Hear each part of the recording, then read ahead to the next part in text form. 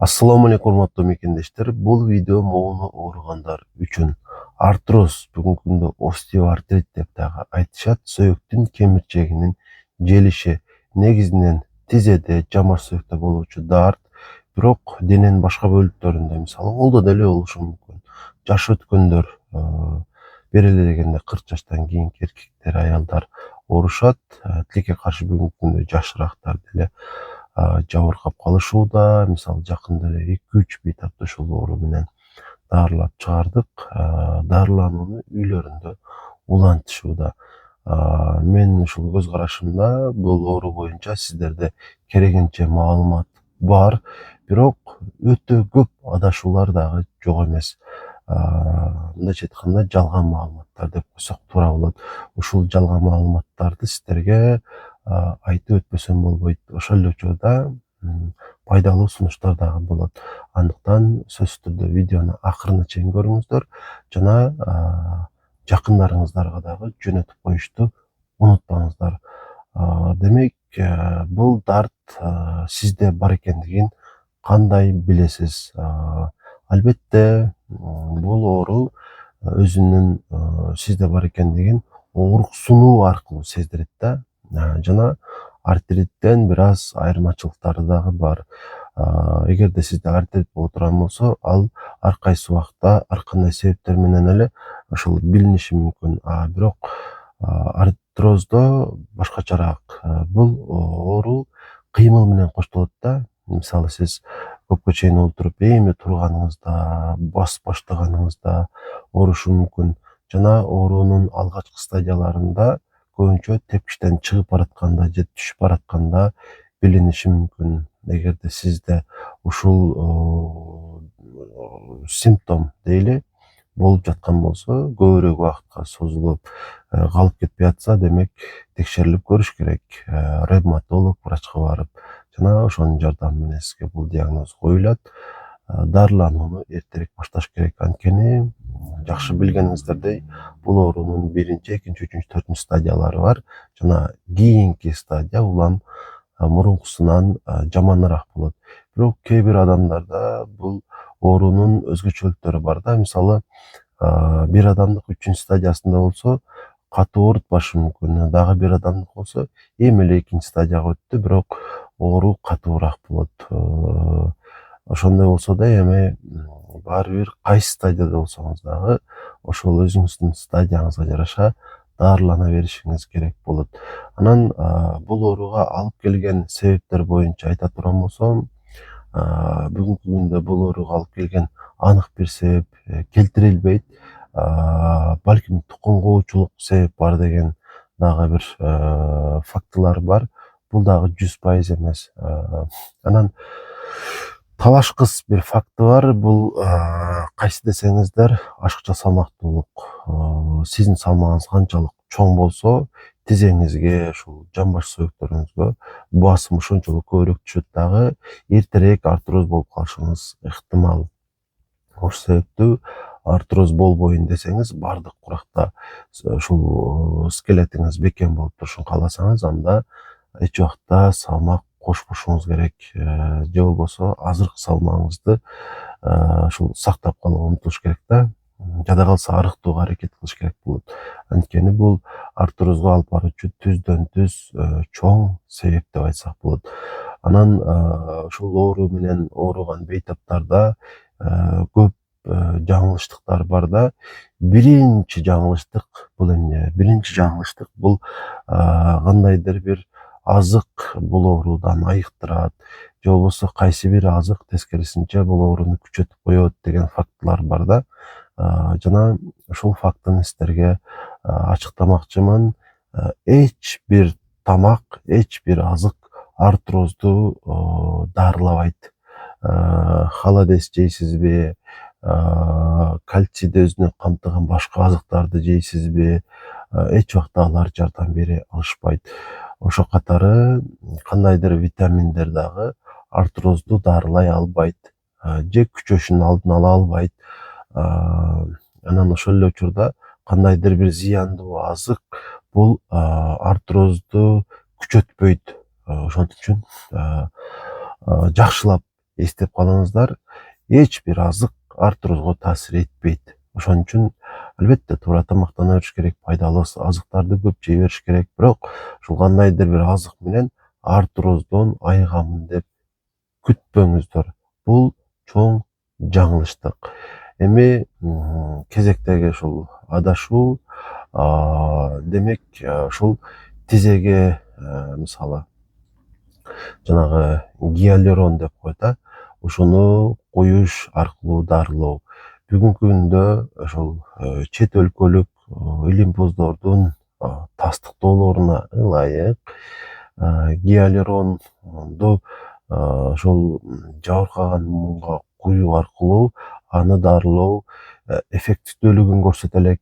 Ошон үчүн муунга мындай уколдорду алуунун пайдасы балким бар, бирок өтө аз. Ошол себептүү гиалурон куйдурбай эле койсоңуздар жакшы болот. Ошондой эле айрым учурларда тизеге же ошол башка муундарга ошол укол алыш керек болуп калат. Гормон укол. Себеби эмнеде? Себеби ал жерде артроз болушу менен биргеликте синовит болуп калышы мүмкүн. Ошол жерде ашыкча суюктук болуп калышы мүмкүн. Ошолорду эртерээк кургатыш максатында ушундай гормоналдык уколдорду алса болот. Дал ошол ооруган муунга, бирок өтө көп эмес. Албетте ушул уколду кылган врачтар өздөрү жакшы билишет. Ошол аркылуу айыксаңыздар болот. Жана бул дагы ошол гормон уколдор дагы бардык бейтаптарга сунуштала бербейт. Именно ошол синовит болгондорго кээ бир учурларда сунушталат да, ал дагы ушул оорунун даражасына жараша. Анан дагы бир нерсени унутпаш керек, ушул гормон уколду бергенде тизеге бул тескери натыйжа берип коюшу мүмкүн. Айтайын дегеним, тизеңизди айыктырат, бирок эгерде давленияңыз болсо давленияны көтөрүп коет, сахарыңыз болсо сахар көтөрүлүшү мүмкүн, бооруңуз ооруса, бөйрөгүңүз ооруса дагы ооруну күчөтүп коюшу мүмкүн. Ошон үчүн дарыланганда ошол бүтүндөй организмиңиздин абалын эске алып коюшту унутпаңыздар. Эптеп эле ооруну калтырсам болду деңиздер. Эми бир тыянак чыгарып коелу ушул орунда ушуга чейинкилер боюнча. Демек, остеоартроз менен жаш өткөн адамдар ооруйт, салмагы көбүрөөк адамдар ооруйт, салыштырмалуу түрдө аялдар көбүрөөк ооруйт.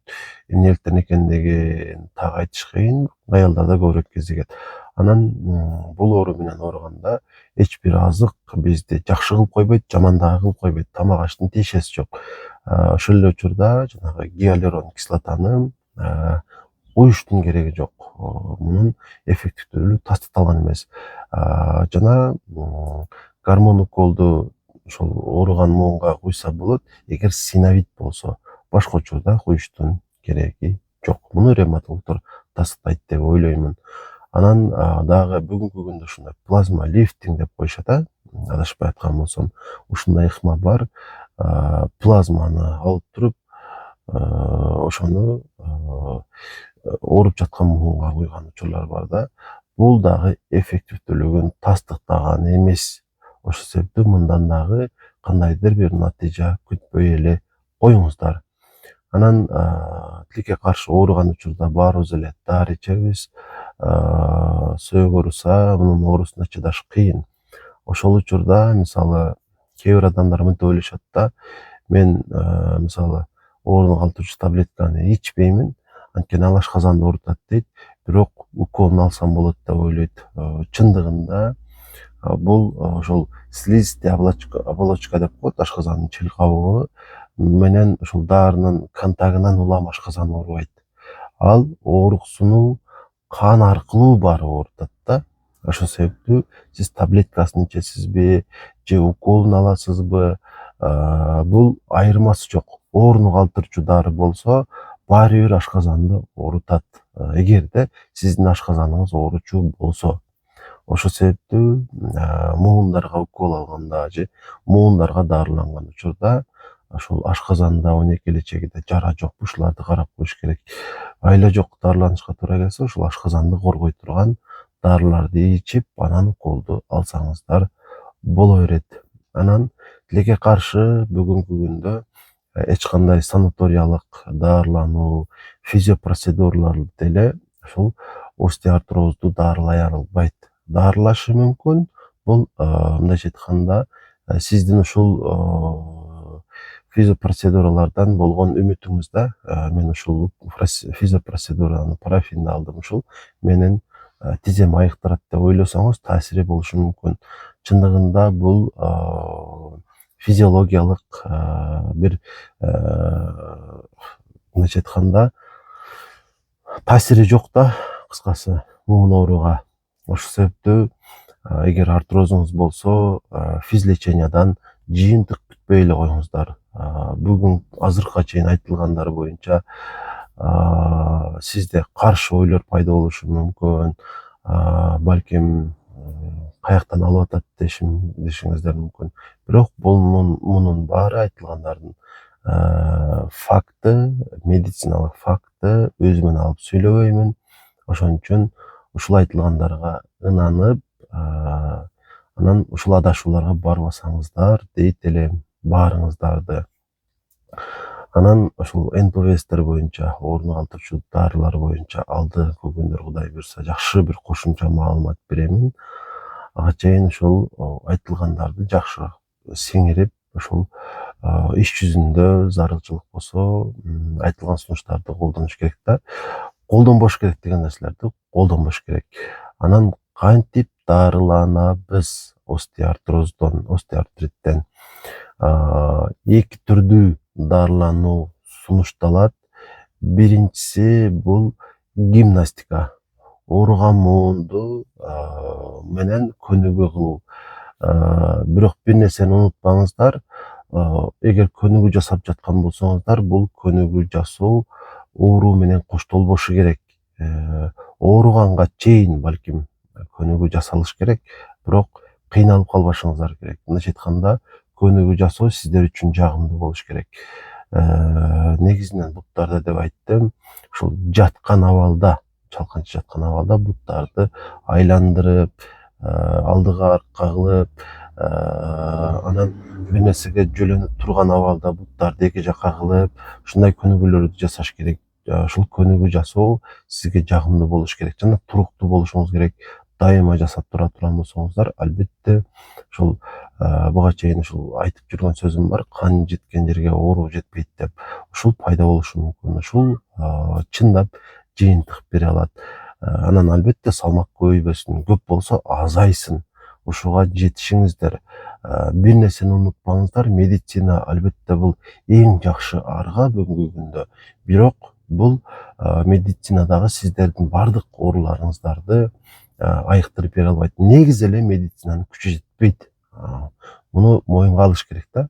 Медицина бул мындайча айтканда, бул арга эмес да. Эми арга тилекке каршы көп учурда, бирок чечим боло албайт. Оору күчөп кеткен болсо жардам бериш кыйын болот. Ошон үчүн өзүңүздөр жардам бериңиздер. Жеген калорияны кичине болсо дагы азайтыш керек. Кыймылды көбөйтүш керек. Анан ашыкча кыймыл кылбаңыздар, чуркабаңыздар, секирбеңиздер. Ошондо муундарга анча күч келбейт. Жай басып жүрө бериш керек. Бул биринчиси болду. Эми экинчиси албетте буга чейин айтылгандай сунуштала турган дарылар бул албетте ооруну калтырчу дарылар болот. Керек учурда, айла жок болгондо ошол дарыгердин сунушу менен 5 күнгө, 10 күнгө, кээде 1 айга чейин ооруну калтырчу дарыларды, балким гормон уколдорду алсаңыздар болот. Дагы бир фактын айтып коеюн. Бүгүнкү күндө ушул глюкозамин, хондроитин деген ушундай дарылар бар. Булар эмне кылат? Булар муунду ушул хирашты кайра өстүрүп берет деп ойлошот да бейтаптар. Ушуну иче турган болсом, ушул сөөк кайра өсүп калат. Тилекке каршы эч качан бул глюкозамин, хондроитин сиздин муунуңуздун кемерчегин өстүрүп бере албайт. Мунун айласы жок. Бирок эгерде көпкө чейин, жок дегенде 2 эле жылга чейин үзбөйчө турган болсоңуздар, Мисалы сиз 2-стадияда болсоңуз, 3-стадияга өтүшүңүздүн алдын алышы мүмкүн. Бул дагы 100% факт эмес. Негизи эле 100% фактылар аз да тилекке каршы. Ошон үчүн буга дагы мен сиздерди ошол ичишиңиздерге ашыкча үгүттөй бербеймин да. Анткени өйдө айтканымдай, булардын дагы жардам бериши кыйын. Жагымсыз фактылар тилекке каршы ошентсе да айтпасам болбойт. Дарыдан өтө көп нерсени күтө бербеңиздер.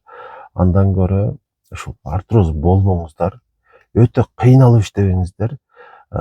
Мисалы үчүн азырча оору жок, жакшы күбөлүү күчтүүсүз, 30-35 жаштасыз, иштей берсем болот деп кыйналып иштебеңиздер. Бир аз адам өзүн аяш керек, аяганы дагы билиши керек. Ошондо Кудайдан сизге берилген аманат, ден соолугуңузду коргой аласыз, сактай аласыз. Анан эгер артроз болуп калган болсоңуз, тилекке каршы дарыланып жүрүүгө туура келет, ревматологдун жардамы менен, терапевт врачтардын жардамы менен. Анан ошол оору көптөн бери күтүлүп жаткан болсо, ооруканага жатып дарыланайын деп ниеттенип жаткан болсоңуз, бизге дагы келсеңиздер болот.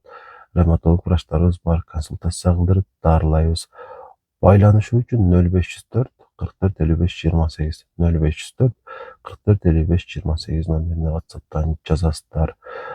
Кеңеш алганы келсеңиздер болот. Анан мен айткандан ушул сырткары ушул суроо калып кеткен болсо, сизде комментарийге жазсаңыз болот.